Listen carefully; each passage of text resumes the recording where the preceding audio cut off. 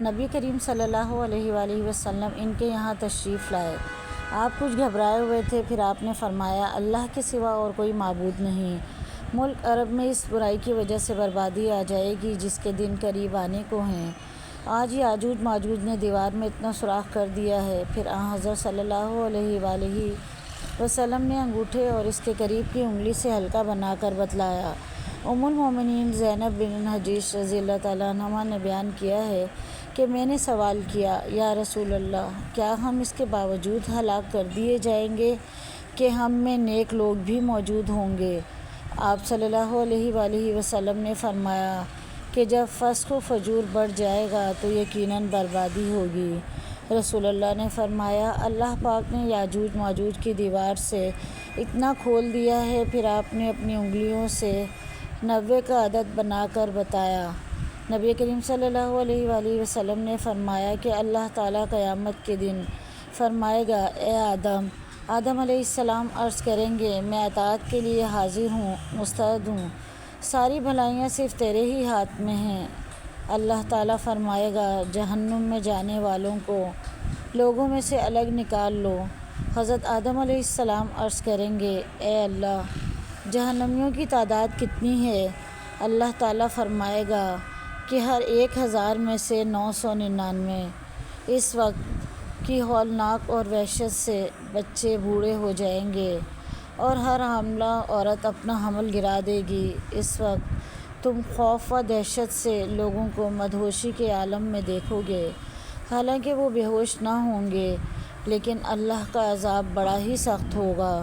صحابہ کرام نے عرض کیا، یا رسول اللہ صلی اللہ علیہ وآلہ وسلم، وہ ایک شخص ہم میں سے کون ہوگا؟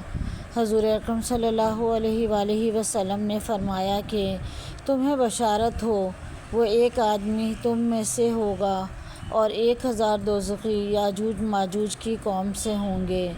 پھر حضور صلی اللہ علیہ وآلہ وسلم نے فرمایا، اس ذات کی قسم جس کے ہاتھ میں میری جان ہے، مجھے امید ہے کہ تم امت مسلمہ تمام جنت والوں کے 1/3 ہوں گے۔ پھر ہم نے اللہ اکبر کہا تو آپ نے فرمایا، مجھے امید ہے کہ تم تمام جنت والوں کے آدھے ہوگے۔ پھر ہم نے اللہ اکبر کہا، پھر آپ نے فرمایا، محشر میں تم لوگ تمام انسانوں کے مقابلے میں اتنے ہوگے جتنے کسی سفید بیل کے جسم پر ایک سیاہ بال، یا جتنے کسی سیاہ بیل کے جسم پر ایک سفید بال ہوتا ہے۔ نبی کریم صلی اللہ علیہ وآلہ وسلم نے فرمایا، تم لوگ حشر میں ننگے پاؤں، ننگے جسم اور بن ختنہ اٹھائے جاؤ گے۔ پھر آپ نے اس آیت کی تلاوت کی، جیسا کہ ہم نے پیدا کیا تھا پہلی مرتبہ، ہم ایسے ہی لوٹائیں گے۔ یہ ہماری طرف سے ایک وعدہ ہے جس کو ہم پورا کر کے رہیں گے۔ سورہ انبیاء۔ اور انبیاء میں سب سے پہلے حضرت آدم علیہ السلام کو کپڑا پہنایا جائے گا اور میرے اصحاب میں سے بعض کو جہنم کی طرف لے جایا جائے گا، تو میں پکار اٹھوں گا کہ یہ تو میرے اصحاب ہیں، میرے اصحاب، لیکن مجھے بتایا جائے گا کہ آپ کی وفات کے بعد ان لوگوں نے پھر کفر اختیار کر لیا تھا۔ اس وقت میں بھی وہی جملہ کہوں گا جو نیک بندے عیسیٰ علیہ السلام کہیں گے کہ جب تک میں ان کے ساتھ تھا، ان پر نگران تھا، اللہ تعالیٰ کے ارشاد الحکیم تک۔ نبی کریم صلی اللہ علیہ وآلہ وسلم نے فرمایا کہ حضرت ابراہیم علیہ السلام اپنے والد آزر سے قیامت کے دن جب ملیں گے تو ان کے والد کے چہرے پر سیاہی اور غبار ہوگا۔ حضرت ابراہیم علیہ السلام کہیں گے کہ کیا میں نے آپ سے نہیں کہا تھا کہ میری مخالفت نہ کیجیے؟ وہ کہیں گے کہ آج میں آپ کی مخالفت نہیں کرتا۔ حضرت ابراہیم علیہ السلام عرض کریں گے، اے رب، تو نے وعدہ فرمایا تھا کہ مجھے قیامت کے دن رسوا نہیں کرے گا۔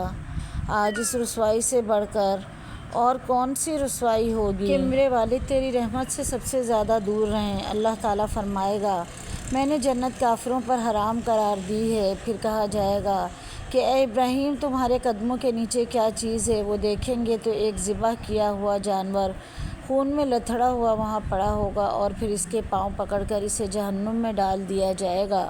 نبی کریم صلی اللہ علیہ وآلہ وسلم بیت اللہ میں داخل ہوئے تو اس میں حضرت ابراہیم اور مریم علیہ السلام کی تصویریں دیکھیں۔ آپ نے فرمایا کہ قریش کو کیا ہو گیا ہے؟ حالانکہ انہیں معلوم ہے کہ فرشتے کسی ایسے گھر میں داخل نہیں ہوتے جس میں تصویریں رکھی ہوں۔ یہ حضرت ابراہیم علیہ السلام کی تصویر ہے، اور وہ بھی پانسا پھینکتے ہوئے۔ نبی کریم صلی اللہ علیہ وآلہ وسلم نے جب بیت اللہ میں تصویریں دیکھیں تو اندر اس وقت تک داخل نہ ہوئے جب تک وہ مٹا نہ دی گئیں، اور آپ صلی اللہ علیہ وآلہ وسلم نے ابراہیم علیہ السلام اور اسماعیل علیہ السلام کی تصویریں دیکھیں کہ ان کے ہاتھ میں تیر تھے، تو آپ نے فرمایا اللہ ان پر بربادی لائے، واللہ ان حضرات نے کبھی تیر نہیں پھینکے۔ عرض کیا گیا یا رسول اللہ صلی اللہ علیہ وآلہ وسلم، سب سے زیادہ شریف کون ہیں؟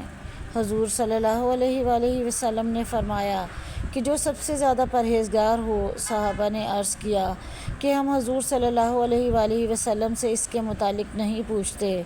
حضور صلی اللہ علیہ وآلہ وسلم نے فرمایا پھر اللہ کے نبی یوسف بن نبی اللہ بن خلیل اللہ سب سے زیادہ شریف ہیں۔ صحابہ نے کہا کہ ہم اس کے متعلق بھی نہیں پوچھتے۔ حضور صلی اللہ علیہ وآلہ وسلم نے فرمایا کہ اچھا، عرب کے خاندانوں کے متعلق تم پوچھنا چاہتے ہو؟ سنو، جو جاہلیت میں شریف تھے اور اسلام میں بھی وہ شریف ہیں جبکہ دین کی سمجھ انہیں آ جائے۔ ابو اسامہ اور معتمر نے عبید اللہ سے بیان کیا، ان سے سعید نے، اور ان سے حضرت ابو ہریرہ رضی اللہ تعالیٰ عنہ نے، اور انہوں نے نبی کریم صلی اللہ علیہ وآلہ وسلم سے۔ نبی کریم صلی اللہ علیہ وآلہ وسلم نے فرمایا آج کی رات میرے پاس خواب میں دو فرشتے جبرائیل و میکائیل علیہ السلام آئے، پھر یہ دونوں فرشتے مجھے ساتھ لے کر ایک لمبے قد کے بزرگ کے پاس گئے۔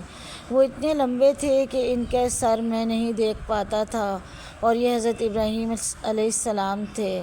آپ کے سامنے لوگ دجال کا تذکرہ کر رہے تھے کہ اس کی پیشانی پر لکھا ہوا ہوگا کافر، یا یوں لکھا ہوا ہوگا کافر۔ حضرت ابن عباس رضی اللہ تعالیٰ عنہما نے کہا کہ حضرت صلی اللہ علیہ وآلہ وسلم سے میں نے یہ حدیث نہیں سنی تھی، البتہ آپ نے ایک مرتبہ یہ حدیث بیان فرمائی کہ ابراہیم علیہ السلام کی شکل و وضع معلوم کرنے کے لیے تم اپنے صاحب کو دیکھ سکتے ہو، اور حضرت موسیٰ علیہ السلام کا بدن گھٹا ہوا گندم گو ایک سرخ اونٹ پر سوار تھے جس کی نکیل کھجور کی چھال کی تھی، جیسے میں انہیں اس وقت بھی دیکھ رہا ہوں کہ وہ اللہ کی بڑائی بیان کرتے ہوئے وادی میں اتر رہے ہیں۔